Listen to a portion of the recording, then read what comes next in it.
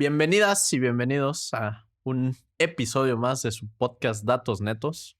Hoy con un tema muy interesante a tratar y con un gran experto. Aquí tenemos a César Cisneros. Bienvenido. ¿Cómo No sé estás, cómo Omar? decirte en este podcast. Cisne te voy a decir porque así te he dicho toda la vida. Sí, puedes decirme, sí. Este, Eres gerente de tecnologías de la información para la firma contable J.A. del Río. Así es. Eh, ¿Nos puedes decir en dos oraciones qué es un gerente de tecnologías de la información? En dos oraciones es el responsable de toda la tecnología, desde ciberseguridad hasta implementación de innovación en toda la firma, desde México hasta Latinoamérica. Muy bien. Y pues bueno, vamos a hablar justo del tema de ciberseguridad, que es un tema que a mí me da la impresión, como alguien que no es un experto en ciberseguridad, que en los últimos años se ha agarrado mucho auge, ¿no? Completamente. Fíjate que es algo que está en boca de todos y seguramente eso es algo que vamos a tocar más adelante. Pues sí. Pues mira, me gustaría empezar con. Yo siento que igual cuando yo era niño, o sea, que estoy pensando en cuáles fueron mis primeros conceptos acerca de ciberseguridad. Y yo recuerdo cuando era niño ver estas películas donde salía la palabra, que siento que ha perdido ya como popularidad la palabra hacker, ¿no? Hacker. Y tenías como este nerd, metido en un cuarto lleno de basura y todo, y muchas computadoras, pantallas, Negras negras con y letras verdes. ajá, y código binario, así, y que querían, no sé, meterse al sistema del FBI y estos Totalmente. rollos, ¿no? Oye, eso es Y, súper ajá, divertido. Si me permites tomar aquí la palabra no, claro, tantito. date, date. Yo creo que eso es algo súper divertido porque es algo que todo mundo trae en la cabeza, ¿eh? No creo que seas el único que lo piensa de esa manera. Tú puedes decir, oye, me gusta la tecnología y me gusta tal cosa, ¿no? Y dices, oye, pues eres hacker. Y lo primero que viene a la mente es pantalla negra, texto verde en una línea de comandos corriendo hacia arriba a toda velocidad y además históricamente es alguien que teclea rapidísimo, ¿eh? Y tú dices, oye, ¿qué está pasando? Y líneas de código y honestamente es algo que se ha diversificado tanto. Hay absolutamente muchos tipos de hackers, ¿no? Es una palabra que se ha vuelto, como dices tú, del argot cotidiano y ahora hay que si de sombrero blanco, que si negros, que si grises, que si script kiddies, que son niños que toman cosas por ahí de internet o personas poco experimentadas que vienen y quieren utilizar herramientas ya ahí muy abiertas al público, al público popular y con un tutorial de YouTube vienen y logran algo, ¿no? Una contraseña, algo ya también son llamados hackers, ¿no? Entonces, es algo que puede ser desde una persona súper, súper técnica hasta una persona que viene y se encuentra un tutorial en YouTube y lo logra, ¿no? Entonces, creo que puede perder, como dices tú, cierto peso, pero sin embargo, yo creo que es algo o alguien a quien no deberíamos perderle ese respeto, ¿eh? Porque puede estar a cualquier nivel. Totalmente, justo quería ir a eso, ¿no?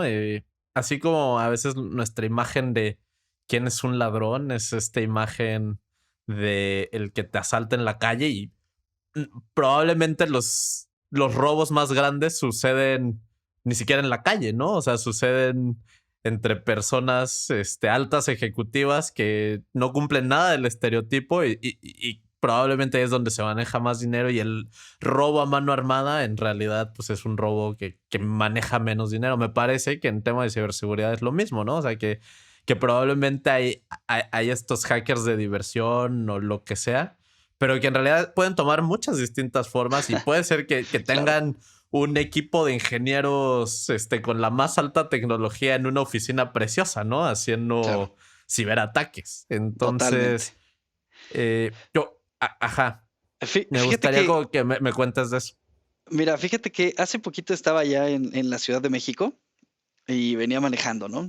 Y veo en la esquina un espectacular o un anuncio, ¿no? Tanto arriba como en la parada de camiones. Y lo que alcanzo a leer es que dice, es probable que tú recibas un mail del banco, pero puede que quien te lo haya mandado no sea el banco. Oye, y ponen el estereotipo, te juro, me sentí ofendido, ¿eh? Ponen un muchacho en camiseta como mal rasurado, con bigote, literalmente con tema de obesidad, medio calvo y se veía como brillante, como si estuviera sudando, ¿no?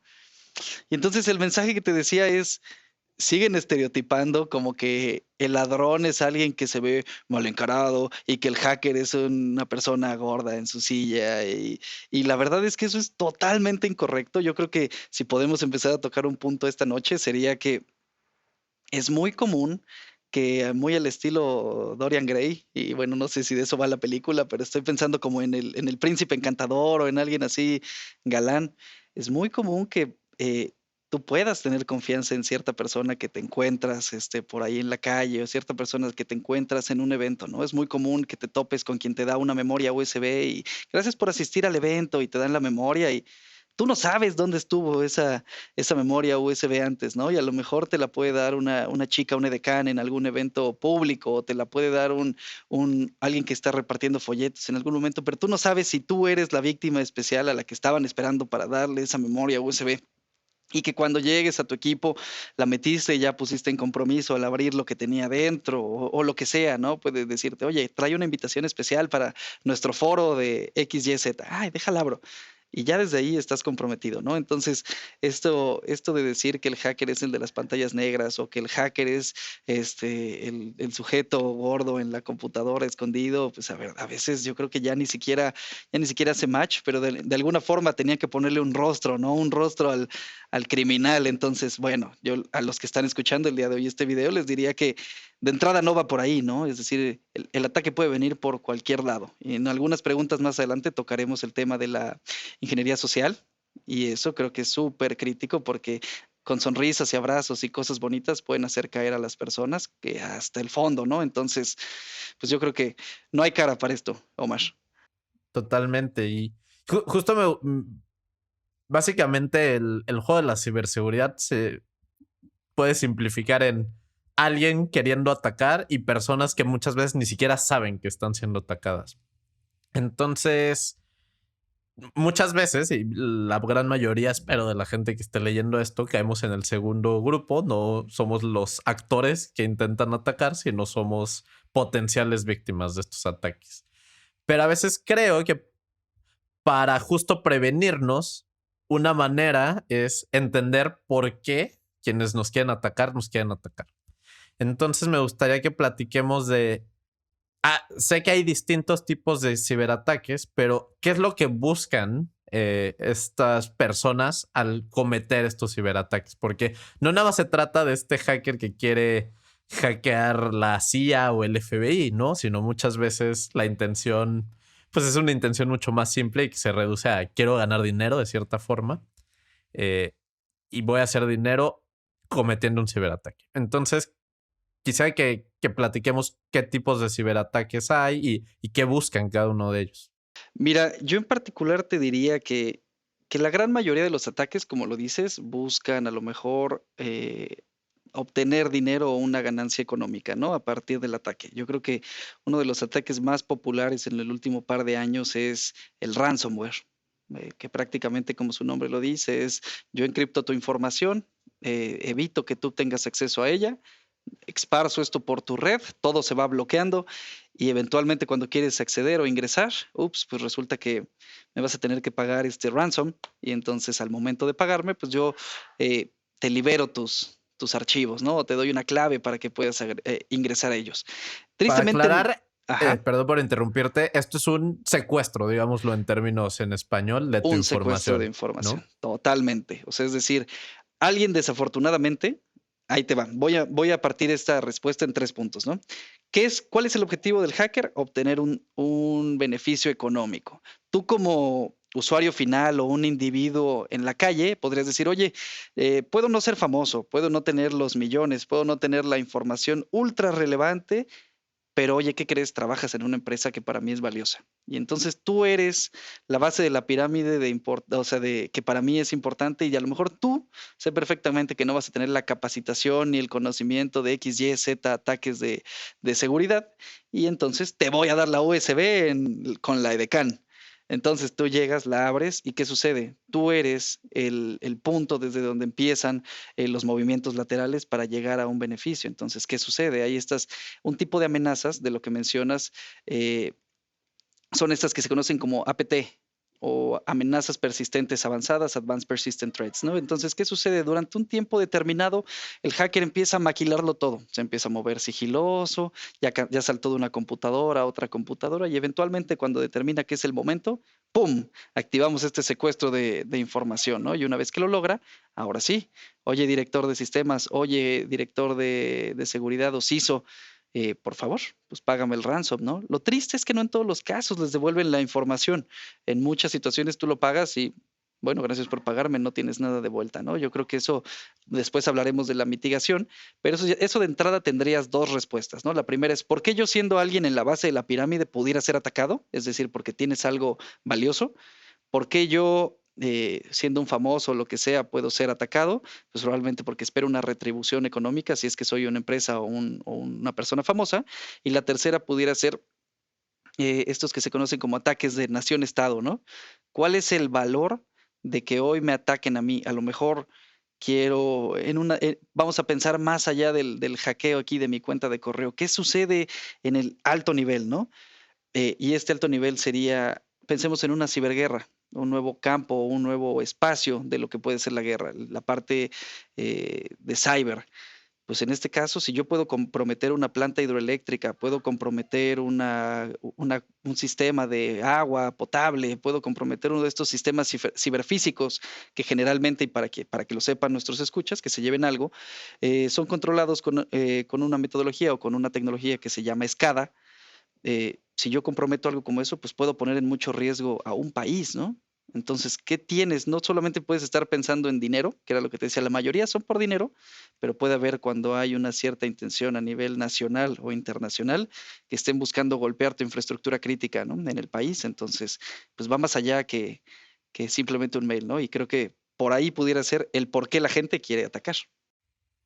Y bueno, entonces el número uno mencionas que es el ransomware, ¿no? Ujú. Y qué otro tipo de ataques, digamos que la gente más común, como yo, podemos recibir, por ejemplo, el robo de identidad, ¿no? Me parece que es algo que últimamente también Uy, qué tema.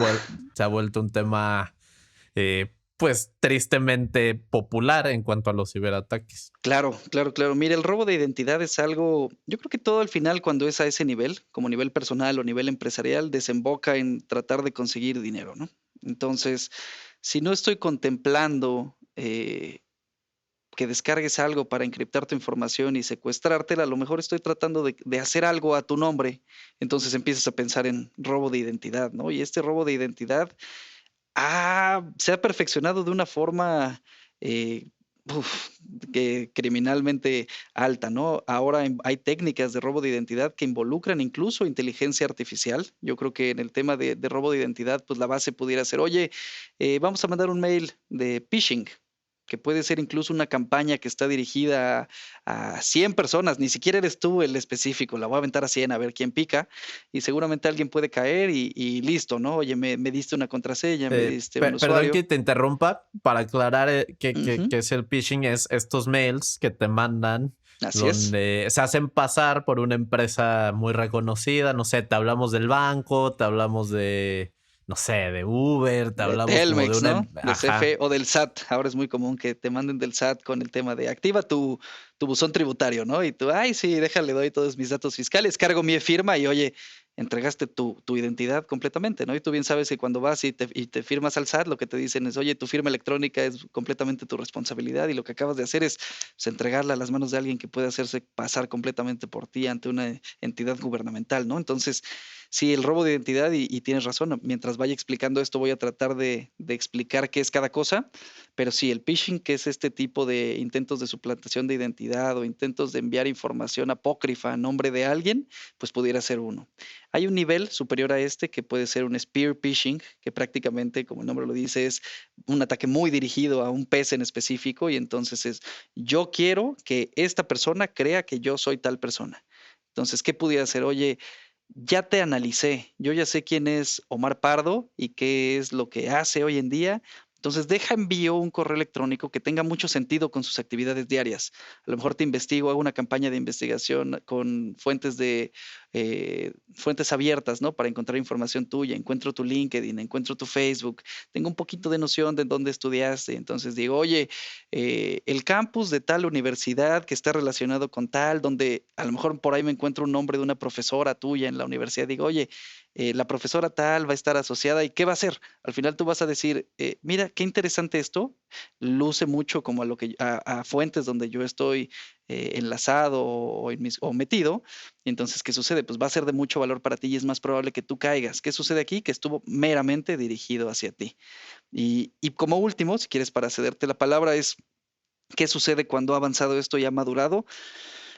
Vas a escuchar por ahí, y si no lo han escuchado también, hay una nueva tecnología, una nueva tendencia en robo de identidad que se llama el deep fake, así como se llama, deep de profundo, fake de falso, y lo que hace es que toma con inteligencia artificial tu rostro y utilizando tu rostro podemos montarlo sobre el video que nos venga en gana.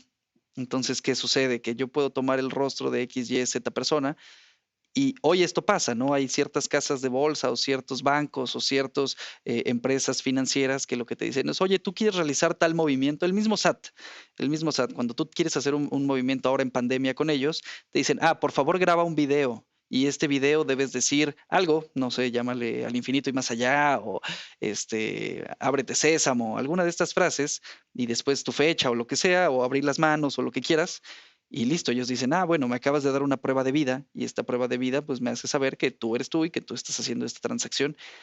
¿Y ahora qué sucede? Tú entrenas a una inteligencia artificial y le dices cuáles son los diferentes rostros de una persona. Entonces, ¿qué sucede?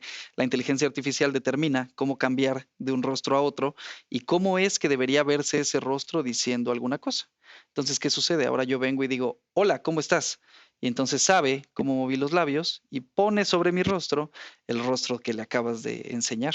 Y entonces, ¿qué sucede? El rostro de alguien más, El ¿no? rostro de alguien más. Entonces, la prueba de vida pierde totalmente su validez porque cualquiera ahora puede poner el rostro de quien quiera y entonces se acabó eso que era como nuestra comprobación segura y es como una parte ya muy avanzada del tema de robo de identidad que también se empieza a popularizar más con aplicaciones ahora como FaceApp y entre otras por ahí en internet que no recomiendo, pero ya es algo que empezamos a ver de forma cotidiana.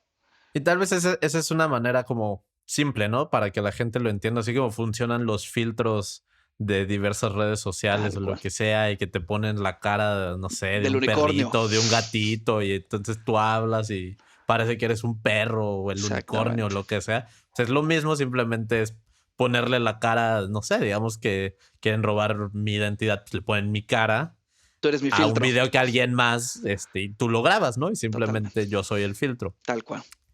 Y también me gustaría tocar el tema de que, pues, o sea, pareciera que aquí todo, esta era la manera como sin presencialmente tener que mostrarte, era como una manera segura y que pareciera que ya valió. Pero también hay cosas que siento que afectan, que empiezan en la computadora, pero afectan la realidad. Y con esto me refiero, pues, por ejemplo, al catfishing, que ahora con las apps como de citas y todo este rollo, donde hablas con alguien que nunca has conocido en tu vida y empieza una conversación por internet y eventualmente se ven. Pues el catfishing es hacerte pasar por alguien más, ¿no? Y hacerte pasar por alguien que no eres, pero que en realidad entonces ya van a saber tú, te vas a presentar a tal hora, en tal lugar, etcétera, etcétera. Eh, que siento que, por ejemplo, cuando el internet empezó, yo me acuerdo de mis papás siendo muy paranoicos, ¿no? Con estas cuestiones de no, nunca te juntes con alguien que conozcas en internet, lo que sea, bla, bla. Pero también siento que hoy en día, pues hay pocas maneras, ¿no? De conocer personas. Las apps de citas, básicamente, sobre todo en medio de la pandemia, pues han despegado mucho. ¿Cómo hacer para que podamos hacer de esto de manera segura, sin temer que no conozco a la otra persona? Mira, yo creería que no hay forma de hacerlo 100% seguro. O sea, me encantaría decir, oye, si haces esto y sigues estos pasos, listo, tu encuentro va a ser el más seguro, ¿no? Yo creo que así como cualquiera puede decir qué es, o sea, que yo soy yo, también puedo decir alguien que soy y en realidad no soy, ¿no? O sea, pueden pasar 6 meses y seguimos platicando y tú sigues creyendo que soy ese príncipe encantador con quien te entrevistaste en tu aplicación de citas y a lo mejor ese fue mi plan, ¿no? Desde el principio, o sea, y de aquí en 6 meses que conozca a esa persona, ella ya va a creer que yo soy así. Y a lo mejor ya tuvimos una videollamada y ya sabe cuál es mi rostro, pero no quiere decir que yo sea, o sea, es como conocer a cualquier desconocido, bueno, como conocer a cualquier persona en la calle, pues siempre implica ese mismo riesgo del que tus papás eran paranoicos. Hay un video por ahí muy fuerte, muy, muy, muy, muy fuerte que está en internet. A nuestros escuchas, pues se los recomendaré. Voy a mencionarte la trama. ¿Qué es lo que hace? Empieza un niño platicando con alguien en internet, ¿no? Siguiente escena, la otra niña le responde al muchachito. Después, siguiente escena, se ve un adulto platicando con el niño y luego del otro lado un adulto platicando con la niña y se ve cómo hacen un intercambio de mensajes hasta que al final deciden quedarse de ver en un parque, ¿no? Y entonces la niña le dice al niño que que ella va a ir con su chamarra rosa y el niño le dice que él va a llevar su suéter de patitos, ¿no? Ponle. Y entonces resulta que llega el momento de encontrarse en el parque y van los dos niños corriendo, la niña con su chamarra rosa, el niño con el suéter de patitos, y se ve que van corriendo hacia el mismo punto en el que habían quedado de verse, y en ese momento cambia la toma y dos adultos chocan el hombro, y uno trae el suéter de patitos y el otro trae la chamarra rosa.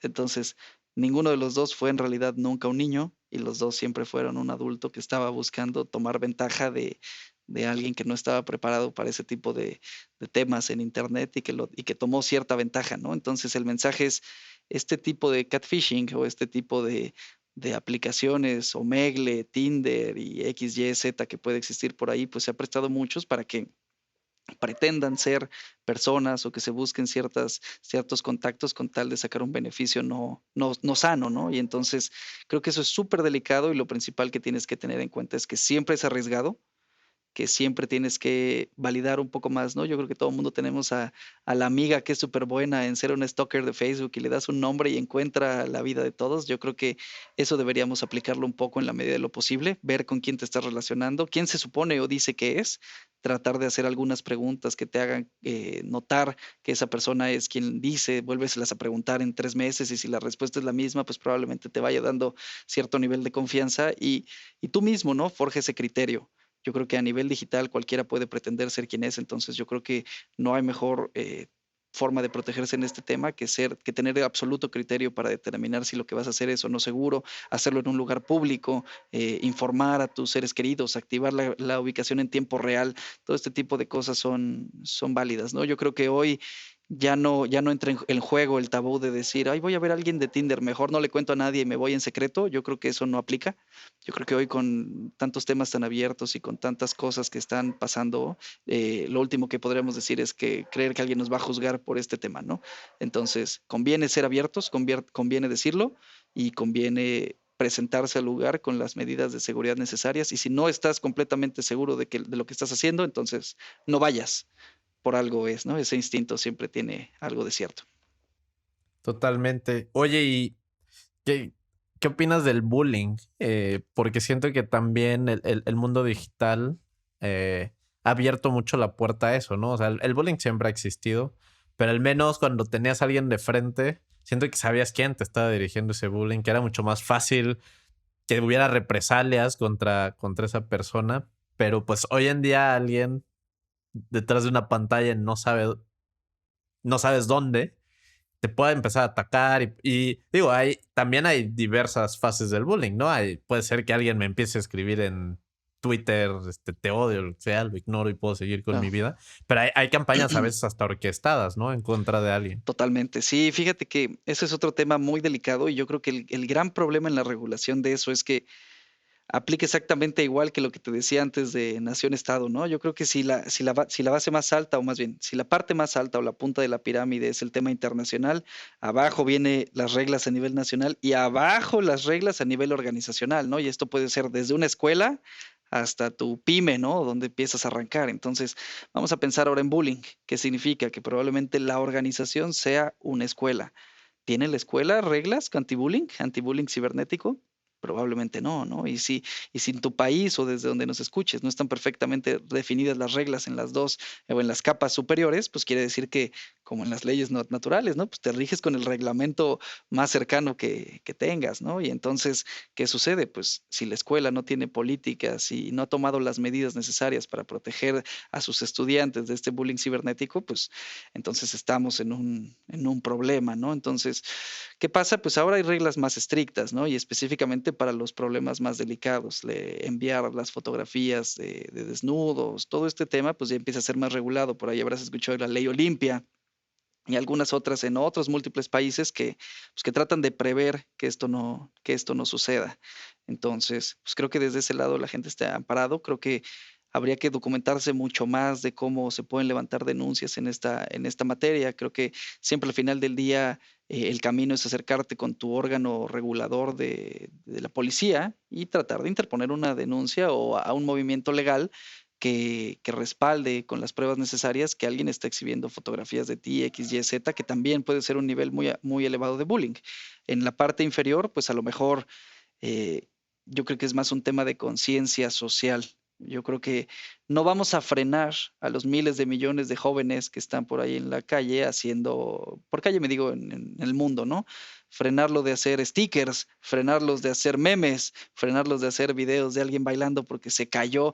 Para mí algo puede no ser bullying, pero para ti puede ser lo más ofensivo del mundo. A lo mejor te grabé cayéndote en la calle y tú, para ti eso fue súper vergonzoso y no lo quieres ver, ¿no? Entonces, creo que dependiendo si es que se publica y en qué plataforma se publican, muchas plataformas en Internet tienen esta política de que pueden ser denunciados los videos, ¿no? Entonces, pues que sepas eso, ¿no? Si hoy eres pequeño y no tienes noción de que eso lo puedes hacer, tú puedes solicitar que contenido que es tuyo o que no es tuyo, pero apareces tú, sea dado de baja, ¿no? Entonces, pues por ahí puedes empezar a moverte y levantar un bloque de cuenta o pedir que se baje información sensible que tú, o videos o fotos sensibles que no quieres que aparezcan, ¿no? Bloquea las comunicaciones que no quieras y trata de limpiar tu entorno digital. Eso puede ser un buen camino. Oye, y nos puedes platicar a grandes rasgos de qué se trata la ley Olimpia, porque justo creo que es importante que la gente esté consciente como, porque siento que cualquier regulación de internet es Ujú. complicada, ¿no? Sí, mira, en particular la ley Olimpia lo que intenta es que no se compartan lo que ya conocemos hoy como los famosos pack, ¿no? Entonces, la Ley Olimpia es una iniciativa impulsada por Coral Melo, ¿no? Y lo que busca es frenar y castigar la violencia digital hacia las mujeres de entrada. Entonces, el objetivo de esta forma era específicamente femenina, pero bueno, lo que hace es que penalice el acoso, la difusión de los llamados packs, como te decía, que son imágenes, videos o audios con contenido sexual sin conocimiento o consentimiento de la víctima. Eso sería lo principal que habría que mencionar de ello. Y esto me hace acordar cuando, ya habrá sido hace unos 8 años, algo así, vino todo este escándalo de Jennifer Lawrence y después otras artistas, donde básicamente hubo un hackeo a lo que se llama la nube. Y como que todas estas fotografías rolaron y pues bueno, o sea, se hizo ruido porque estas eran personas famosas, pero pues tristemente esto pasa para mucha gente famosa y no famosa. Pero mi pregunta va más relacionada a ese punto de la nube. Que hoy ya nuestros datos ya no es como, yo tengo estos datos, no sé, en mi celular. Y pues bueno, si me roban mi celular, tal vez me roban esas fotos, pero pues mientras yo tenga mi celular, pues mi información está conmigo y listo. Pero cuando tú subes algo a la nube, pues básicamente esa información ya está, digamos que en otro lado. Hay controles en teoría de seguridad, Ujú. pero ya está en otro lado y alguien puede intentar acceder a ella. Entonces, ¿qué tan común es este tipo de prácticas? Uf, mira, ese es un tema súper interesante porque desafortunadamente no se limita únicamente al tema de fotografías, ¿no? Eh, dejando un poquito de lado el tema de ciberseguridad, ¿qué pasa con las nubes? Generalmente hay tres formas, ¿no? Bueno, hay más formas, ¿no? Pero yo creo que las tres más sonadas son lo que se conocen como SaaS, IaaS y PaaS. Ahorita explico qué son cada uno. Lo primero que es SaaS es cuando tú contratas en una nube algo que se conoce como un software como servicio. Eso es SaaS. IaaS es lo que se conoce como infraestructura como servicio. Y PaaS, lo que se conoce como plataforma como servicio. Entonces tienes múltiples maneras de entrar a una nube. Hay nubes públicas, hay nubes privadas, hay nubes de contenido, como donde guardas tus fotografías, ejemplo, iCloud, hay nubes donde guardas tus documentos digitales, Google Drive. Entonces, ¿qué sucede? Uno de los modelos que se ofrece al público en general es, tú me das tu información, yo te la resguardo, ¿no? Eso es lo que pasaría. Hoy vienes tú a tu Google Drive y tú no haces nada más que asegurarte que nadie tenga tu contraseña, que no compartas archivos con nadie que no quieres y bueno, Google se encarga del resto, ¿no? Entonces, el problema de este lado es que el problema y el beneficio, ¿no? Dependiendo tu nivel de expertise, es que tú no te encargas de ello, sino que se encarga Google. Si tú no tienes un conocimiento técnico, bueno, qué afortunado soy porque pues que Google me las proteja, seguro él lo va a hacer bastante bien, ¿no? Esa empresa, como cualquier otra, pues no es exenta de recibir ataques, ¿no? Entonces, si mañana atacan la nube de Apple y se roban fotografías que desafortunadamente venía la tuya, pues se la robarán, ¿no? Y tú no podrás hacer nada porque nunca dependió de ti el tema de la ciberseguridad. Qué otras formas hay en la nube? Generalmente cuando una empresa, y vamos a dejar tantito de lado el tema de bullying, cuando una empresa viene y busca servicios en la nube, generalmente entra en un modelo de responsabilidad compartida. ¿Y qué significa eso? Que vamos a ponerle un nombre, por decirlo, a lo mejor alguna empresa como GCP o el Google Cloud Platform o Amazon Web Services o quien sea, se hacen responsables de que no se vaya la disponibilidad de tus servidores, pero tú eres responsable de lo que suceda dentro de ellos. Entonces, de ese modo, ya en un tema más allá de fotografías, pues Amazon y quien quiera se protege un poco porque dice, bueno, tu servidor nunca se cayó. Si a ti se te metió un virus o un ransomware o te sacaron información privilegiada de tu servidor, pues eso es completamente responsabilidad tuya, ¿no? Entonces, ¿a qué regresamos con esta parte? El tema de las nubes es bastante delicado.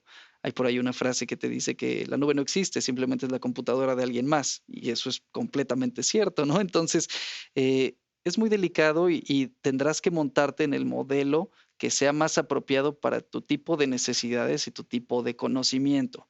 Si no estás lo suficientemente listo para adoptar un modelo de responsabilidad compartida, tendrás que optar por un sistema que sea completamente una plataforma de software como servicio y a lo mejor vive en la nube de alguien y tú dices, yo no quiero meterme en problemas.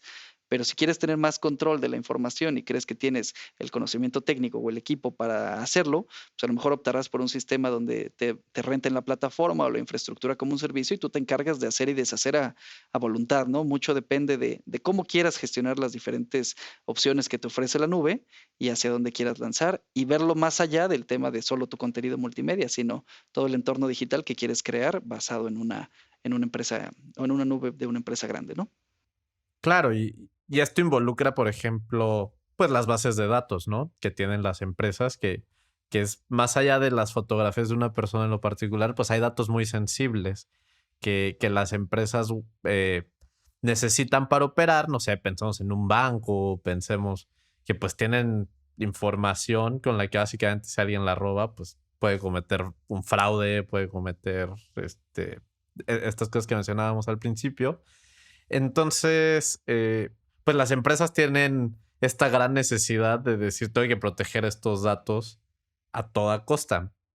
Pero hoy en día, ¿qué tanto hay esta cultura donde las empresas son conscientes de, oye, estos datos, o sea, en nivel de costo de, si yo pierdo estos datos para un usuario, esto les puede destruir la vida, básicamente. Entonces, ¿qué tanto hay esta cultura dentro de las empresas? Pues tú que eres un gerente de tecnologías de la información, de proteger los datos. Mira, yo creo que es algo que se ha popularizado. Yo creo que como lo dijiste al principio de la entrevista, es algo que más y más personas están tomando en su día a día, y esto hablo a todos los niveles, ¿no? Desde conciencia a nivel de usuario en la calle hasta conciencia a nivel organizacional.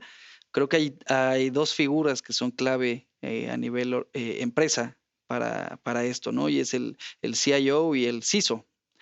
¿Qué es el CIO o es el Chief Information Officer o el encargado de la tecnología en una compañía? Y qué es el CISO, es el Chief Information Security Officer o el encargado de seguridad. ¿Qué sucedía? Antes de que no emergiera o antes de que emergiera la figura del CISO en una compañía, pues quien tomaba los roles de seguridad o quien se entendía que lo iba a tomar, pues era el gerente o el director de tecnologías de la información, ¿no? El que fuera el responsable de tecnologías de la información es el que se tenía que encargar de que ahí hubiera seguridad. ¿Qué sucede? Así como los ataques se han diversificado tanto en una empresa, pues entonces es más normal que una figura especializada para la protección de los activos digitales de una empresa, pues emerja, ¿no? Entonces ahí es cuando entra en roles el CISO. ¿Y qué es lo que tiene que hacer el CISO? Pues el CISO es quien tiene que buscar permear, el CISO o el CIO, ¿no? Dependiendo a quién le toque en tu compañía. Es quien tiene que permear o buscar con los altos niveles directivos o el C-level, que ellos sean quienes bajen toda eh, la creencia o el chip de protección de la ciberseguridad o de protección de la seguridad digital hacia todos los empleados. No hay estrategia de ciberseguridad que pueda ser completamente satisfactoria en una compañía si desde el top level no viene esa mentalidad, ¿no? Si desde arriba creen que invertir en ciberseguridad es un gasto más que un ahorro, un beneficio o una protección, pues entonces creo que es desde ahí, desde donde se tiene que trabajar, ¿no? Generalmente las cosas se trabajan de abajo hacia arriba, pero en este caso es algo que permeas de arriba hacia abajo, ¿no? Tienes que educar a tu equipo directivo, a tu equipo gerencial y que ellos a su vez se encarguen de llevar todas estas campañas de aprendizaje o campañas de evangelización pues, a todos los miembros de la compañía. Tiene que hacerse cultura más que un procedimiento de una vez. Tiene que volverse rutina, tiene que volverse proceso y no únicamente pues una tarea que hagamos un día. Hoy tomé mi curso de ciberseguridad y listo, estoy resuelto, ¿no? La ciberseguridad no es algo que se resuelve de una vez por todas, sino algo que se trabaja de forma continua. Totalmente. Y, y en cuestión, siento que, como bien dices, como que hay temas que se han puesto, pues que han tomado relevancia o popularidad, y justo creo que este el de la privacidad de los datos, ya fuera de nivel compañía, sino a nivel personas, siento que también ha tomado mucha relevancia, que tal vez hace 10 años, cuando alguien nos preguntaba, ¿quieres aceptar las cookies o quieres? Aceptar, Todo el mundo aceptar. decíamos, claro, sí, aceptar, y Claro, claro. nunca leímos más bien los términos y condiciones. Y es, ¿puedo usar los datos para lo que yo quiera? Sí, claro, sí, aceptar, aceptar. Exactamente. Y hoy en día como que ya empieza a haber este cambio de cultura, donde la gente ahora es escéptica porque escucha que se debe preocupar mucho por la privacidad de la información. Pero ¿a qué se refiere exactamente esto? ¿De qué nos tenemos que preocupar exactamente cuando hablamos de la privacidad de nuestros datos? Pues mira, como usuario de lo que te tienes que preocupar es qué información tuya se puede hacer pública o vender o transmitir o se puede usar para cualquier fin. No importa el que sea bueno, malo, publicidad, marketing, campaña, lo que sea. ¿Qué se hace con tu información, no? Tú generas al final del día un perfil digital. No me refiero literalmente al final del día, sino conforme vayas usando la tecnología, tú generas un perfil digital en cualquiera de las plataformas, en Facebook, en Twitter, en Instagram, en LinkedIn, donde sea, ¿no? Y entonces tú le vas diciendo al mundo quién eres, inclusive el utilizar tu navegador. Notarás por ahí que tu navegador ya puedes iniciar sesión y te lanza con las cookies, como dices, pues campañas o mensajes muy dirigidos a ti de marketing, de publicidad, de productos de interés, etcétera, ¿no? Entonces, eh, ¿qué debes tomar en cuenta de esta parte? Pues leerlo. O sea, si tienes la oportunidad de leer completamente la política o el aviso de privacidad, hazlo. Si tienes oportunidad de revisar un extracto en Internet, hay muchos bloggers, youtubers que se toman el tiempo de leerla y darte los puntos más importantes. Tómate 5 minutos para revisar qué está pasando con tus datos y decide en función de lo que para ti sea conveniente. No sigas, ahora sí como lo mencionan, ¿no? La borregada. Pasaba lo mismo con WhatsApp y Telegram, ¿no? Oye, WhatsApp actualizó sus políticas de ciberseguridad, o bueno, sus políticas de privacidad de datos y todo el mundo, hoy no, esto es súper radical, vámonos a Telegram. Y entonces nadie se dio el tiempo de leerlo, nadie notó el por qué o la misma decisión. Y el punto no es dirigido hacia WhatsApp, más bien el punto es, tómate el tiempo de leer las cosas que son relevantes para ti, para que sepas qué hacen las empresas con tu información y tú decidas si estás de acuerdo con ello o no estás de acuerdo, ¿no? Y en ocasiones a lo mejor hay empresas que te permiten continuar o no continuar con los servicios, a lo mejor con una parte más limitada si es que no aceptas X, Y o Z cosas, pero bueno, al final la decisión queda en tus manos, ¿no? Eso es bueno.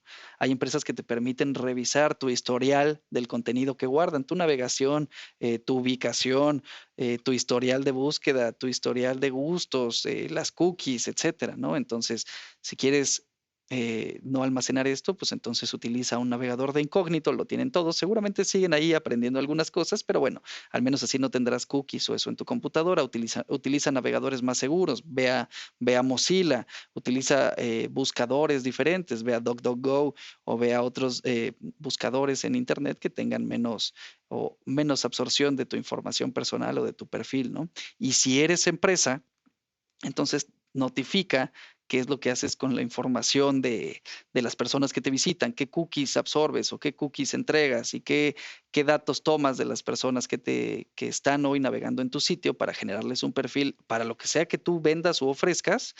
Y ten mucho cuidado de tener una política de privacidad, porque hoy en día hay más países que lo regulan, ¿no? Por ahí está muy sonado el GDRP, no soy experto en GDRP, pero estas políticas generales de protección de datos es algo que está más y más y más presente en todos los países que tratan de generar una cultura digital, ¿no? La Unión, bueno, no es un país, pero me refiero a la Unión Europea, Estados Unidos, México, Colombia, Brasil. Esto es algo que se vuelve súper común y empieza a haber penalizaciones por no tener muy bien establecida una política de protección de datos personales o una política de privacidad, ¿no? Entonces, como empresa, ten estas precauciones y como usuario, toma las que consideres necesarias para usar o no usar servicios específicos. De aquí me surgen dos preguntas. Quizás voy a empezar con la de usuarios, porque tengo una para empresas y una para usuarios. Ujú. La de usuarios es, mencionaste un buscador alterno en lugar de usar, digamos, que el que todo mundo usamos Exacto. en el día a día. ¿Cómo saber justo estas empresas que quizás no son tan populares? Porque creo que una cuestión que todos hacemos es cuando tú crees que si la empresa es más popular, es más segura normalmente porque hay una reputación de por medio, tienen menos que perder, normalmente si es la que todos usan es porque la que tiene los mejores estándares, pero pues para estas cuestiones probablemente pues las empresas más populares generan, digamos que, ingresos de hacer marketing y entonces por eso quieren saber cosas de tu información y hay personas que estarán bien con eso y yo en lo personal, yo digo, pues si voy a ver un anuncio, prefiero que sea un anuncio que me interese, que a un anuncio que sea completamente irrelevante, entonces pues yo puedo decir, yo estoy dispuesto a compartir mi información y es válido que haya otra persona que diga, la verdad, a mí no me gusta compartir mi información y prefiero compartir lo menos posible y mantener esto lo más anónimo posible. ¿Cómo saber qué plataformas o qué páginas son las que mejores estándares de seguridad y privacidad tienen y no acaben siendo más bien phishing o uno de estos que más bien acabe regalando yo cosas ahí? Muy transparentemente, yo creo que no hay una forma en la que digas, ay, mira, me encontré este buscador en internet, este es el seguro. Yo creo que caeríamos exactamente en el mismo escenario de conocer a alguien en la calle y depositarle enteramente tu confianza. Creo que nuevamente estás conociendo a alguien, algo o una plataforma totalmente nueva para ti y no hay forma de que asegures que sea, bueno, que sea segura, ¿no? Entonces, lo que te recomiendo es que escuches este tipo de podcast o este tipo de conversaciones o revises en Twitter o que veas en internet blogs muy específicos de lo que creas que quieres revisar, ¿no? A lo mejor no estás buscando un buscador, o a lo mejor no estás en búsqueda de una plataforma, un motor de búsqueda, a lo mejor estás tratando de localizar una plataforma de lectura de libros, una plataforma de comercio electrónico que no me robe, ¿no? Que no le dé mi tarjeta y nunca me llegó nada y sí me hicieron el cargo, ¿no? Entonces, creo que hasta cierto punto también el conocimiento popular es válido en esta plataforma o en este sector. Es válido escuchar qué tiene la gente que decir al respecto, pero hay otras empresas que, sin ser necesariamente tan inmensas como la que dijimos, ¿no? La multicolor o la que tiene el control de muchos sistemas operativos, específicamente Microsoft y sus buscadores. Hay muchas empresas que sí son conocidas, ¿no? Que puedes decir: "Oye, pues a lo mejor en temas de buscadores, no necesitas investigar 80 buscadores, a lo mejor Firefox, por la política que te anuncia y te dice, lee mi documento y aquí está que soy un poco más abierto en los códigos o en el código fuente o en X, Y, Z y el tipo de información que recolecto y qué hago con la información, pues regresamos al punto anterior, ¿no? Lee lo que tengan que mostrarte y entonces, pues eso al menos te va a dar un parámetro de qué es lo que está haciendo la empresa con tus datos o con lo que recolecta tuyo. Nuevamente, ¿no? Este juego de tu palabra contra la mía y yo juego a que te creo y tú juegas a que me haces creer que todo es seguro, pues puedes volver a caerlo, ¿no? Si el día de mañana alguien de Mozilla no protegió bien los datos y se filtran, pues nuevamente agarraste el mejor navegador o algo por el estilo, pero se fue tu información, ¿no? Entonces, siempre estás expuesto a ello desde el momento en el que utilizas Internet y nuevamente es a criterio, ¿no? Si tú estás viendo que hay ciertas protecciones que la página, que Mozilla como empresa grande exhibe y que no tiene muy específicamente tu perfil creado en su base de datos y eso, pues puedes ir adelante a utilizarlo. Y lo mismo con los buscadores, ¿no? Es decir, si encuentras uno por ahí en la calle, pues asegúrate de que no des información relevante y si te sirve, pues utilízalo, ¿no? Y si crees que algo anda mal ahí en lo que estás viendo, elimínalo y vuelve al modo seguro, ¿no? Revisa qué tienen gente experta en estos temas, un experto en buscadores, un experto en X, Y, Z, qué decir, y haz la prueba, a ver cuál es el que te resulta más útil. Muy bien. Y la otra pregunta que te quería hacer es cuando mencionaste países y todo esto. Sé que la Unión Europea tiene, pues, son los países que están más avanzados en cuestión de privacidad de los datos y de realmente tener una legislación al respecto. Entonces, no sé si nos podrías contar como qué están haciendo ellos como diferente o en qué han innovado, que tal vez los demás países van un poco más atrasados. Yo creo que algo que los diferencia mucho de esto es el momento en el que lo adoptan. Como cualquier tecnología, el que lo toma primero es probablemente el que va a tener más experiencia, ¿no? Después de un determinado tiempo. Yo he leído por ahí la política o en algunas partes, ¿no? De que existía ya en Alemania la política de ciberseguridad desde 2010, 2011 y no era la primera versión que escribían, ¿no? Entonces, nosotros como país, o al menos hablo de México, empezamos a tomar estos pininos, ¿no? Empezamos a caminar en decir, oye, México necesita una protección o un documento de estrategia de ciberseguridad a nivel nacional en 2021, 2020, 2019, pero remóntate a 2004 y no había legislación alguna que prohibiera que yo fuera a tu computadora y la agarrara a mi voluntad y, ay, te robé unas carpetas, perdón, no me puedes hacer nada. Entonces, yo creo que países que iniciaron de forma muy anticipada todo el proceso de transformación industrial han llegado antes a procesos donde se topan ahora con temas digitales y lo han abordado desde antes, ¿no? Entonces, ¿qué están haciendo ellos eh, antes que cualquiera? Pues en realidad ellos son quienes están siendo la punta de lanza, ¿no? Ellos se toparon primero con los problemas de la transmisión de contenido no deseado. Piensen en el escenario más viejo con el que, por ejemplo, México no lidiaba, la música, la piratería. Eso era ciberseguridad, ¿no? Y entonces, pues Estados Unidos ahí con Warner o con Sony o con empresas privadas que tenían cierto interés en proteger eso, pues buscaban resguardar sus activos digitales para que no se transmitieran de forma ilegal en CDs quemados o en archivos descargables a través de un peer-to-peer, ¿no? Que ahí había muchos famosísimos El el Ares, Ares o el el... LimeWire. Exactamente.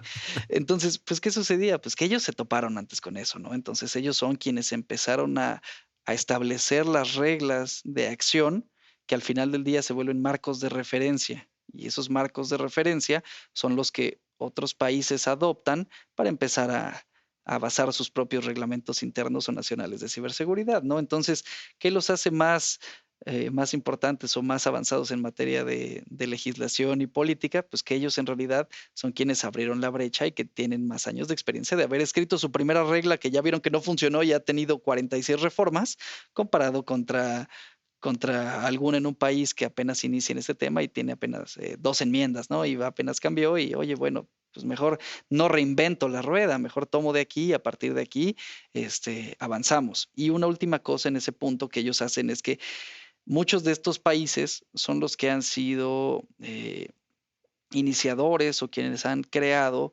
eh, consejos o grupos de personas expertas en materia de lo que quieras, que al final se generan como empresas de estándar, ¿no? Como el NIST, Entonces, oye, estas empresas, pues sí, a lo mejor inició en un país en específico y ellos se dedican únicamente a establecer reglas en temas de ciberseguridad o de estándares o muchas por ahí, ¿no? ISACA, etcétera, etcétera, ¿no? Y ponen regulaciones desde nivel organizacional hasta nivel país y pues tratan de cubrir todo el espectro posible de huecos de ciberseguridad que pueda ahí haber en materia de regulación y pues eso los lleva a un punto más avanzado, ¿no? Los otros países no lo quieren reinventar, lo toman, entonces pues prácticamente seguimos o siguen a quienes están iniciando esas leyes y a partir de ahí tratamos de partir. Oye, ¿y tú qué opinas de regular Internet? Porque eso es un tema muy controversial, ¿no? Del Internet surgió como esta plataforma donde pues había libertad y entonces ya no el gobierno estaba ahí metido, pero pues por otro lado, cuando mucha gente empieza a poblar, digamos, el mundo del Internet, pues surgen los mismos problemas sociales que surgen en el mundo físico, ¿no? Por así decirlo. Pero el mundo físico lleva tantos años iterando en reglas que pues algunos países mejor que otros, pero ya hay reglas que más o menos funcionan y que ya más o menos están probadas o lo que sea. Pero el Internet abre pues como este mundo donde, como mencionas, pues no había nada, ¿no? Y entonces hay que empezar a regular todo eso. Mira, qué interesante pregunta. Justo hace poquito hice un video hablando de qué es el ciberespacio, ¿no? Y cuando pensabas de él en materia de seguridad de la información. Y creo que en ocasiones sí es importante escuchar lo que gente que no específicamente ingenieril tiene que decir al respecto de la regulación y la política. Yo creo que hay gente muy, muy, muy letrada y muy con muchísimo conocimiento que seríamos arrogantes si decimos que no tienen nada que opinar al respecto de la regulación de un tema de Internet. Como tú lo dijiste, ¿no? El Internet al ser un espacio, o sea, o el ciberespacio al serlo, está expuesto a todo tipo de actividades humanas como sucede en el mundo físico, ¿no? Crimen, robo, suplantación de identidad, secuestro de información, plagio, piratería, lo que quieras, ¿no? Entonces, si, si en realidad se regula también el espacio físico, como en la calle, no puedes ir y patear a una persona, ¿no? Al final alguna reprimenda debes tener. Entonces, ¿qué sucede? Pues lo mismo debería aplicar en el Internet porque es un lugar donde conviven muchas personas y yo creo que sí es sano intentar regularlo sin bloquear, ¿no? Las libertades principales del ser humano, ¿no? O sea, sin llegar a bloquear la libertad de expresión, es decir, yo debería ser capaz de ver cualquier contenido no ilegal al que tenga deseo de ingresar, ¿no? Yo no estoy a favor de que ciertos países bloqueen, no, pues tú no puedes entrar a X, Y, Z porque así funciona en este país. Yo creo que todos debemos, yo soy muy pro educación, ¿no? Y lo que digo es que cualquier persona debería tener libertad de entrar a donde quiera en materia de información, libertad de conocer, libertad de inscribirse a una universidad en línea, libertad de tomar un curso y hay muchas pues, escuelas por ahí en internet que te dicen, uy, no, si tú eres de Cuba, de Irán, de tal y tal y tal, pues no, no te puedes inscribir porque tienes bloqueos políticos con el país, ¿no? Entonces, creo que el internet se debe regular con la intención de no permitir los crímenes del día a día, ¿no? Esto de pornografía infantil, piratería, eh, todo este tipo, ¿no? El robo de contenido, ¿no? Es decir, mañana alguien hace un deepfake aquí y te cambia la cara y entonces que otro diga que fue el que hizo esta entrevista, pues claramente no estarías contento con ello, ¿no? Quisieras tener la oportunidad de alzar la voz y decir, oye, aquí hay una injusticia en contra de mi persona y quiero que se haga algo al respecto, ¿no? Entonces, nuevamente tomando lo que te decía, de los niveles organizacionales, creo que es bastante válido que haya formas de detener lo que se esté haciendo de forma incorrecta, que si alguien está publicando contenido pues muy arriesgado, ¿no? Que incita al odio, a la muerte, etcétera, se pueda frenar en aras de buscar un lugar mejor. Sin embargo, creo que la línea es muy delgada, ¿no? Donde puede caer el conflicto de intereses y si, oye, yo quiero hablar de que en algún país donde el racismo está muy a flor de piel y tuvieron tal agresión a cierta persona de color, quiero exponerlo y yo quiero, y para mí es importante porque yo estoy alegando que esto es injusto, pero llega otra persona y dices, oye, tú estás mostrando violencia y aquí no aceptamos que muestres violencia. Entonces, ¿quién tiene la razón? Creo que no es algo fácil de decir, creo que se debe regular, pero la línea para caer entre a quién o a quién le haces caso, la verdad es que es súper delgada y no tendría la respuesta de cuál es la mejor forma de regularlo, pero sí creo que hay que buscar que el ciberespacio sea un lugar amigable para todos los que navegan, ¿no? Y a mí me suena justo a que por eso es importante que haya gente de diversas perspectivas, ¿no? En la conversación, porque tal vez alguien que tiene un cierto perfil lo ve desde un punto y piensa que hay que regular así, pero hay personas que lo ven desde otra perspectiva y entonces pueden traer otras opciones, ¿no? A la mesa. Afirmativo, totalmente como lo dices. Oye, y cuéntame, ya hemos hablado como los problemas que hay, pero nosotros, las personas de a pie, por así decirlo, ¿cómo le podemos hacer para protegernos? ¿Qué medidas, digamos, que sin ser versados, sin tener mucho conocimiento técnico, nos pueden ayudar a nosotros y no nada más a nosotros? A mí me pasa mucho que con mis papás, siento que a veces mis papás, pues como que tienen esta como inocencia tecnológica de son muy fáciles víctimas del phishing o de si llega esto de que, dice el SAT, pues creen que es el SAT y no tienen como esta, como que sospecha de, no, no estoy seguro, voy a corroborar bien qué número es, bla, bla. Entonces, ¿cómo gente que, incluyéndome, que no somos versados, podemos protegernos? Mencionemos tres. ¿Qué te parece tres sectores? Y con eso, porque pudiera ser algo que se extienda demasiado en Sí, este sí, tema sí. de cómo me protejo. ¿Qué te parece que hablamos de phishing, que hablamos de establecer las contraseñas y hablemos de algún otro? ¿Qué pudiera ser proteger mi información? Qué tal esos tres? Me parece excelente. Mira, yo en el tema de phishing lo que te diría es, necesitas revisar al menos 4 cosas, o 3 o 4 cosas. Lo primero que te decía es, una vez que te llega un correo electrónico, generalmente los correos electrónicos que tienen una campaña dirigida a robarte información o algo, siempre traen un llamado a la acción corto de tiempo. Es decir, tienes 15 minutos para habilitar tal pestaña y llenar tus formularios o se te va a bloquear tu cuenta. Oye, en la próxima media hora confirma el correo electrónico, añade los campos que se solicitan y ya, tendrás suerte 7 años, ¿no? Una de estos mensajes extraños. Entonces, generalmente te obligan o te presionan a que hagas algo. Una entidad real no te va a pedir que hagas algo en las próximas 2 horas o 3 o 4 o día, porque se entiende que el correo electrónico no te llega, o sea, si yo te lo mando a las 12, por alguna razón te puede llegar a ti 12:15, ¿no? Y si yo te pongo en 15 minutos, no sé, 15 minutos en base a que al momento en el que lo redacté, en el momento en el que le puché enviar o en el momento en el que te llegó a ti. No te carecen de sentido ese tipo de presiones, ¿no? Entonces, lo primero que te diría es, si te están presionando que hagas algo, entonces probablemente sea un correo phishing o un correo no deseado. La siguiente sería quien te lo envía o el remitente, ¿no? El remitente generalmente viene, o bueno, viene de forma genérica. Aparecerá algo así como el equipo de Facebook, el equipo de Telmex, área de contabilidad del SAT. Sí, pero ¿quién? ¿No? O sea, déjame un teléfono. Tendría que terminar en Margarita Buenrostro Reyes, 55 34 14 18 18, extensión 22. Oye, ya, y correo electrónico, ¿no? margarita@sat.com.mx o como sea que venga, ¿no? Y entonces dices, oye, me da más confianza que quien me lo está enviando tengo una forma de llegar a él, ¿no? No solo me dice, haga clic en esta liga y lléneme su información. Ay, sí, ¿tú quién eres, no? Como para obligarme, además presionarme a que lo haga. No me das un teléfono, no me das un punto de contacto, ya tienes dos. Los correos que son legítimos generalmente tendrán información muy puntual de quién es que te lo envía. Y ahora pasa a la inversa, a quién se lo envías.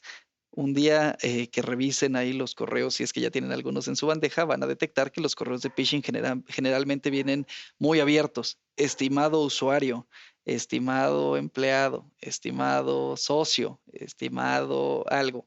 Y a veces el estimado dice estimado guión A. O sea, entonces, oye, ¿sí sabías que me lo estabas enviando en mí o fui ahí un al azar? Entonces, a veces la misma redacción te da mucho sentido de si eso no es. Y la última del tema de phishing es el dominio. ¿Qué es lo que viene después del arroba?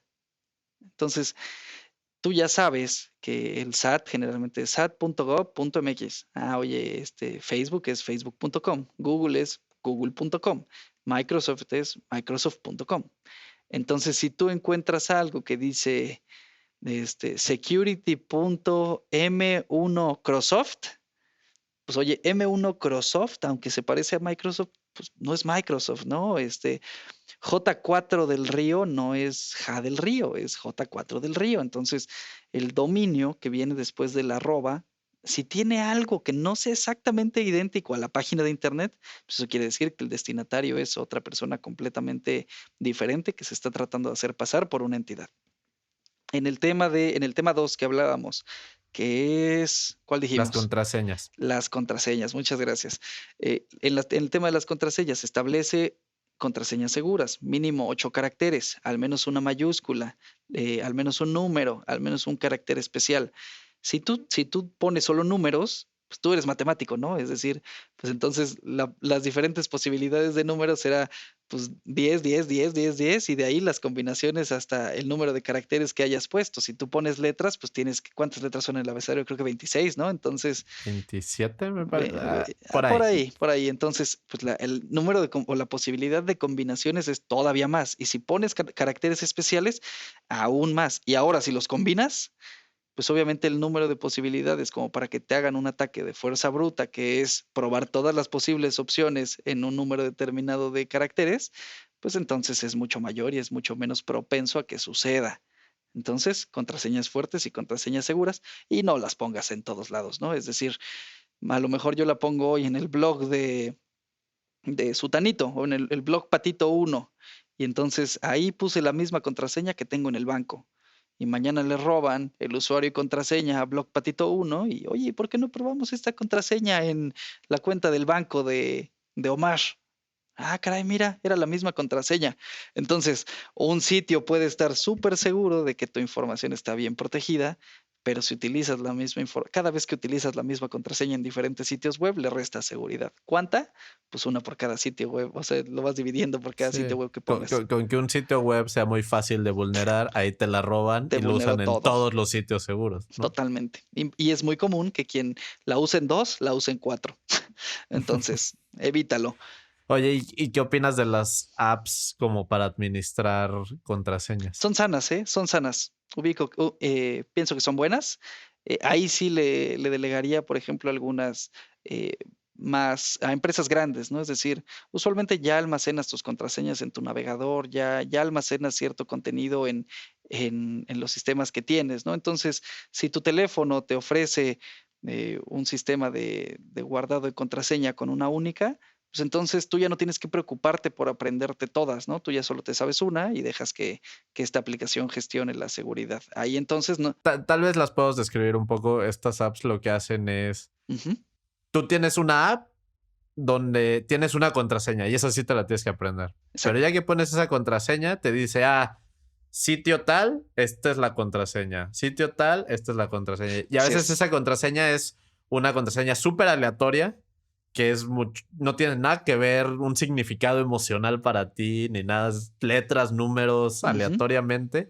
Y simplemente agarras tu teléfono y dices, me quiero meter a Amazon.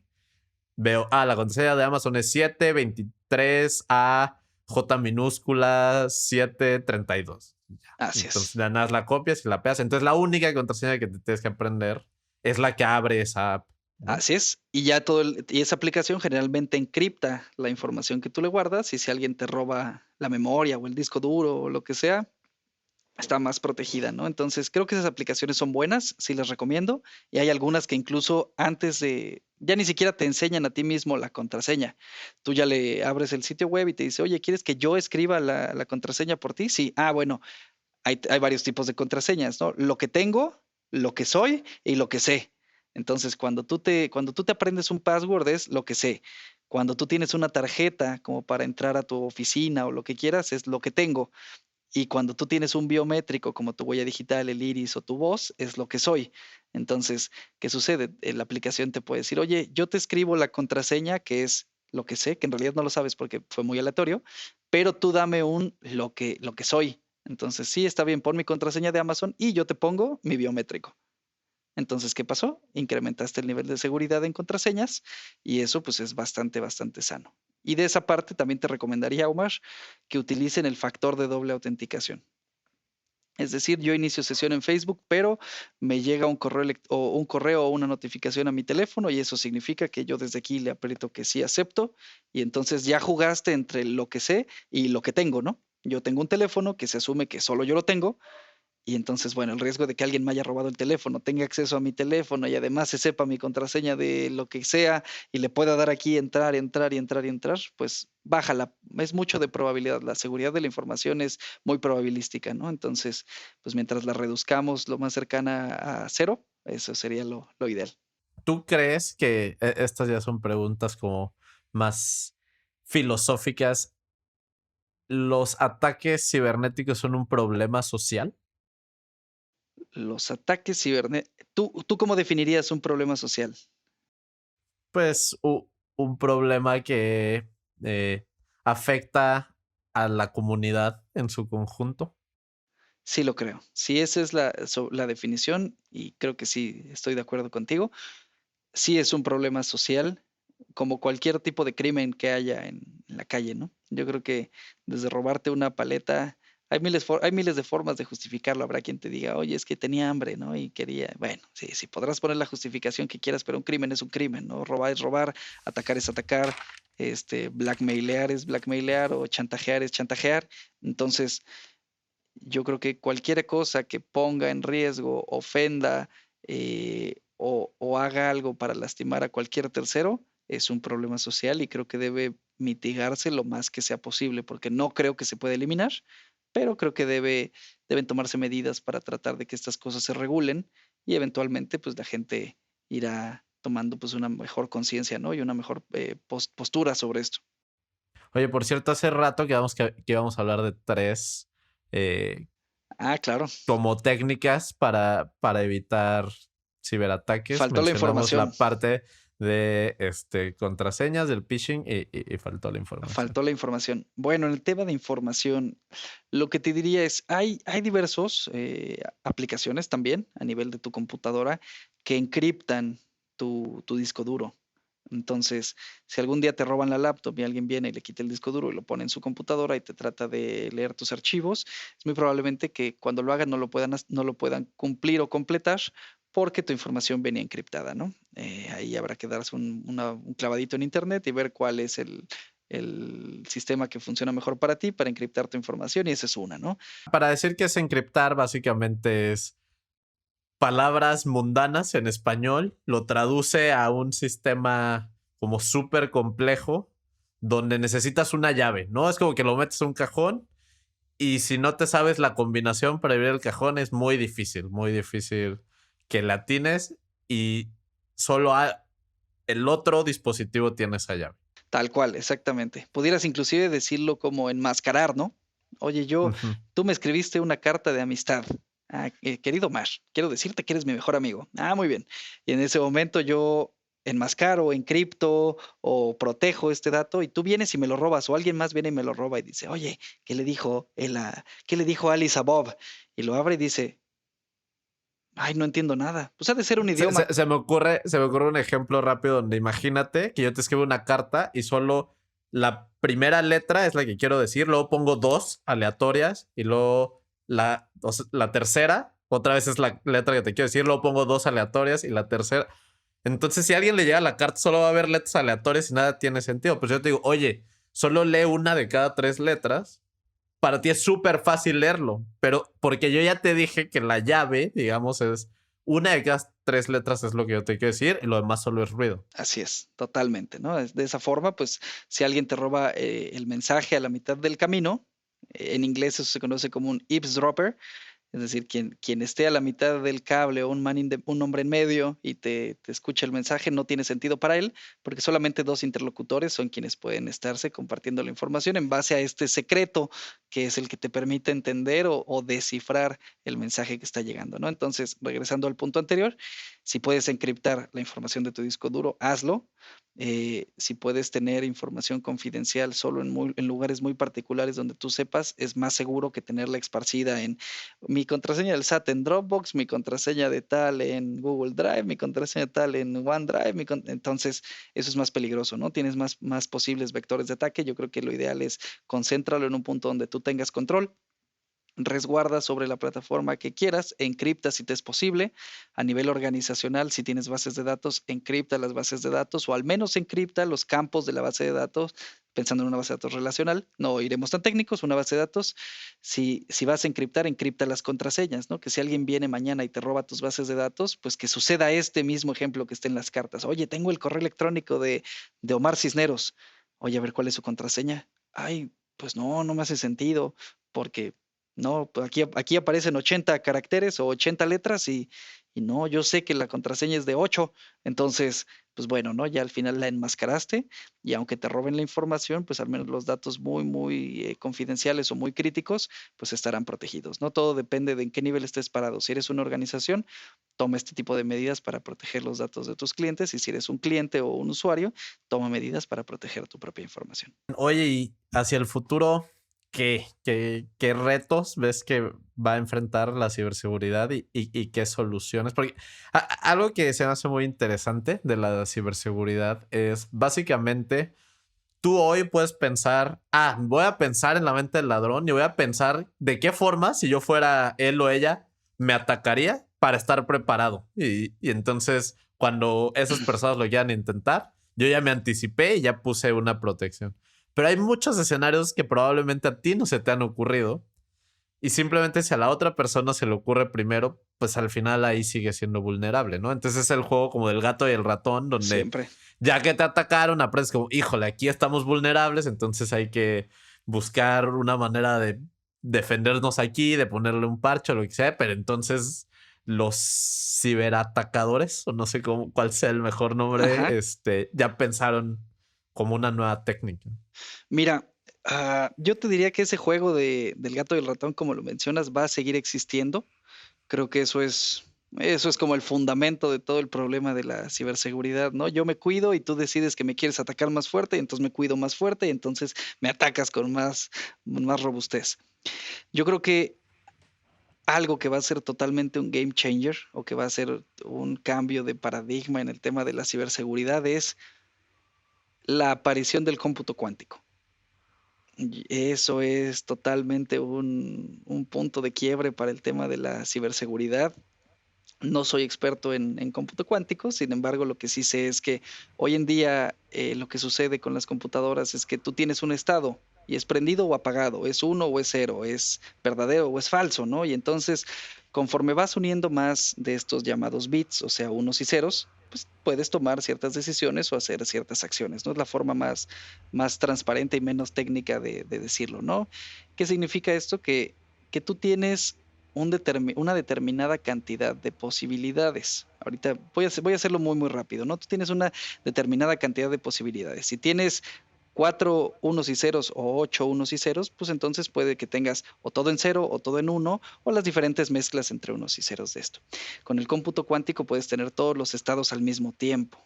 Y entonces, regresando al punto de lo que decías tú de las llaves y las cartas o la criptografía, lo que sucede es que gran parte de nuestra protección hoy en día está basada en que un adversario o un adversario que nosotros inventamos como para tratar de atacar nuestros esquemas de seguridad, tiene una cantidad de recursos limitados y una cantidad de tiempo finito.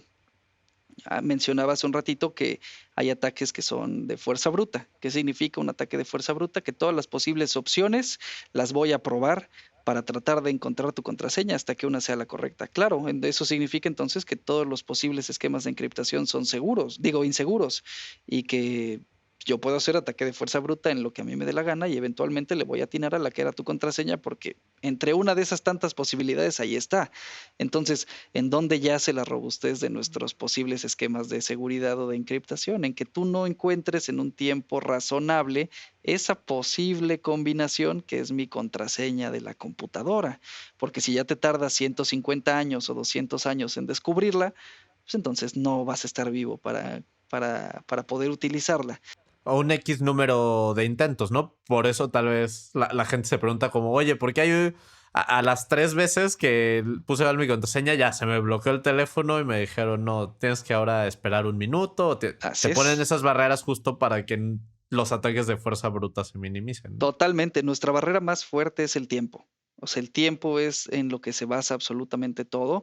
Y a lo mejor ahí ese de lo del teléfono, pues puede ser un escenario pues del día a día, ¿no?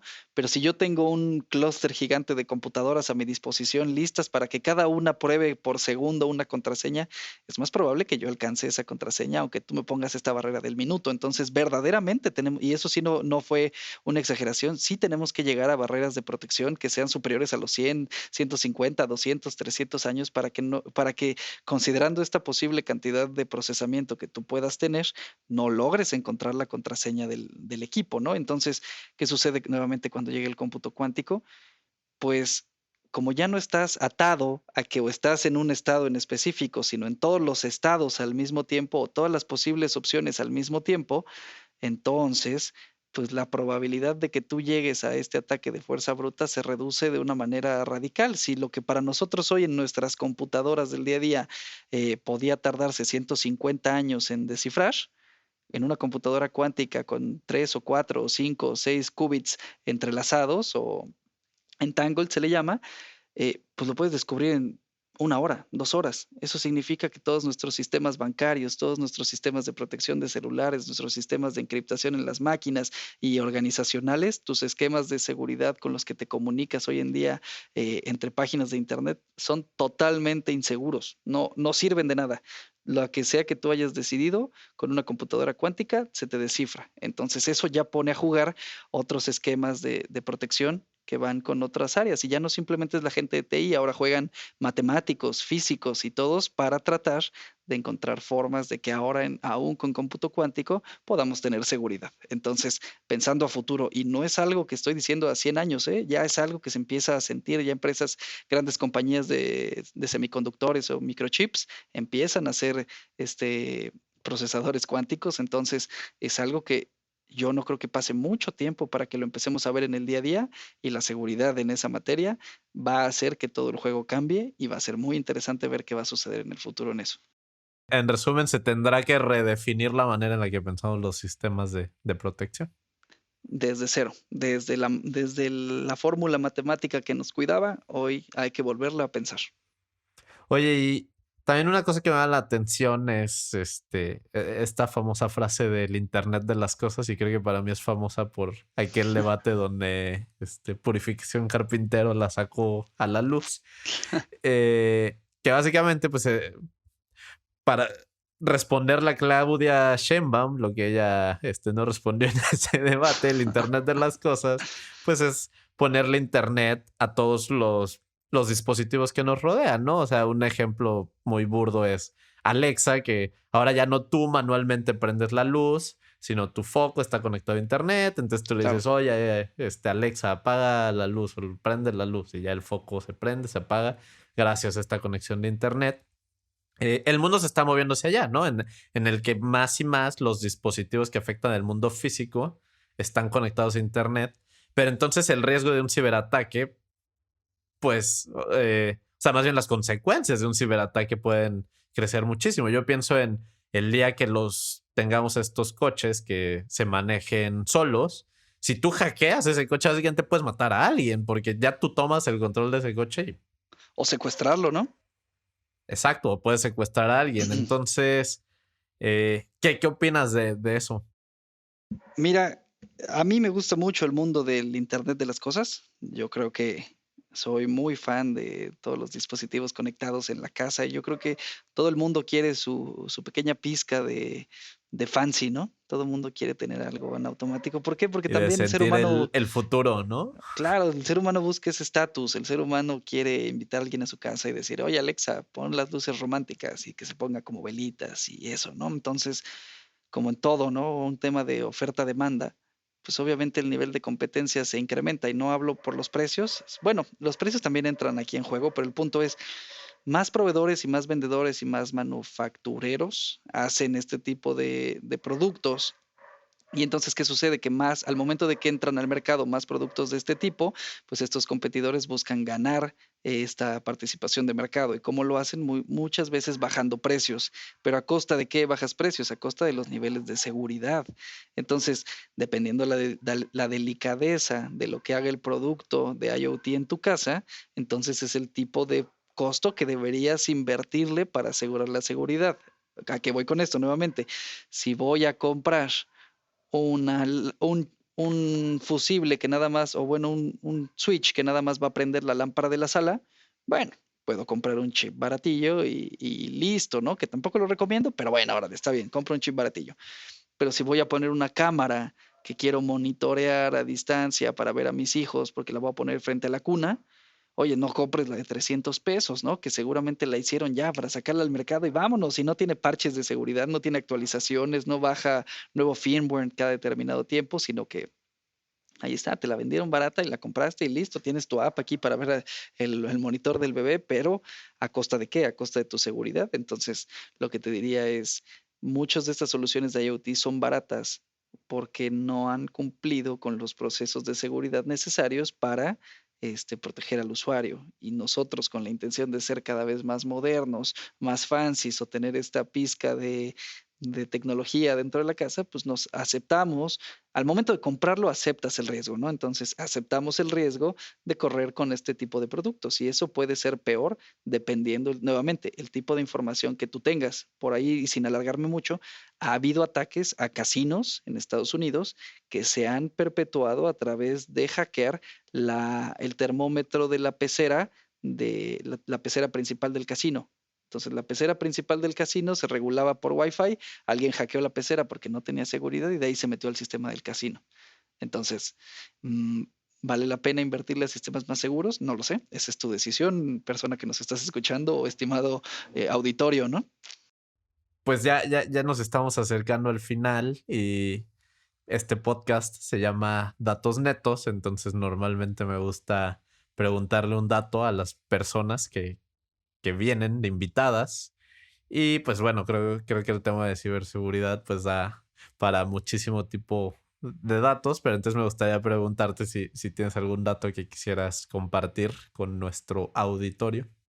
Tú me preguntabas al inicio de la plática el tema de la adopción de la ciberseguridad, ¿no? Cómo las personas lo empiezan a vivir y si es algo que se empieza a meter en el chip de las personas cada vez más.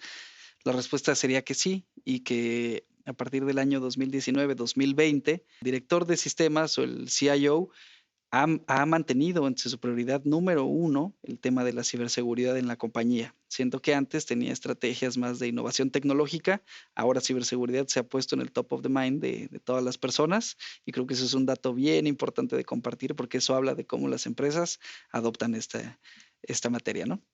Sí, que a nivel tecnología ahora lo más importante es la Protegerse. seguridad, ¿no? Ya Sí. no más que cómo innovamos o cómo es, ok, tal vez eso sigue siendo importante, pero de nada sirve seguir avanzando en todo lo demás si no nos protegemos ante las nuevas Exactamente. amenazas. Si tú tardas 4 años en construir algo súper avanzado en innovación para que te lo tumben en 15 días, pues entonces quiere decir que mejor cerramos las puertas primero y después construimos adentro.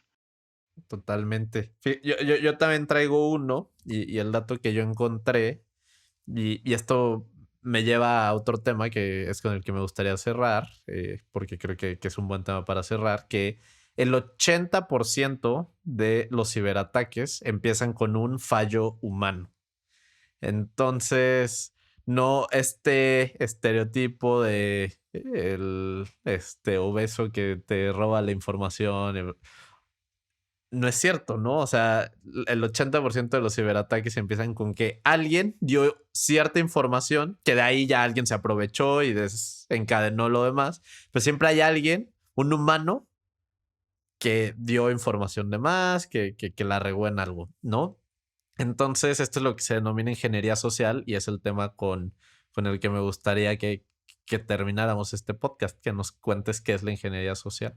Pues mira, no es una duda que el eslabón más débil de la cadena es el usuario final o el humano. El humano siempre es susceptible a emociones, a miedos, bueno, esas emociones también, a intenciones, a deseos, a lo que quieras, ¿no?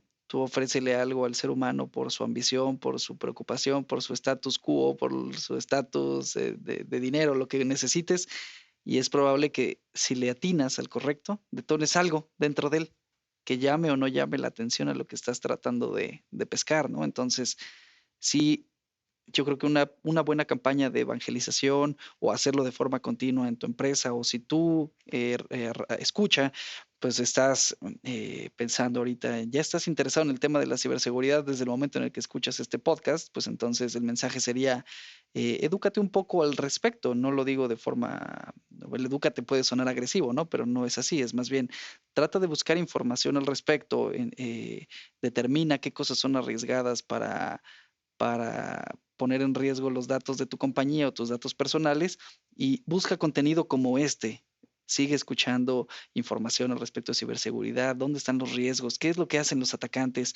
No necesitas ser el gran ingeniero, es más, ni siquiera necesitas ser ingeniero o algo similar para protegerte en el mundo digital, ¿no? Simplemente toma conciencia de que es algo ya de tu día a día, y basado en eso, pues entonces al menos documenta un poco cuáles son los riesgos a los que te expones al entrar en este mundo, ¿no? Es decir, no podemos ser ajenos a los coches, porque a lo mejor tú no sabes manejar, pero eso quiere decir que no vas a saber que tienes que voltear a ver a la derecha y a la izquierda antes de cruzar la calle.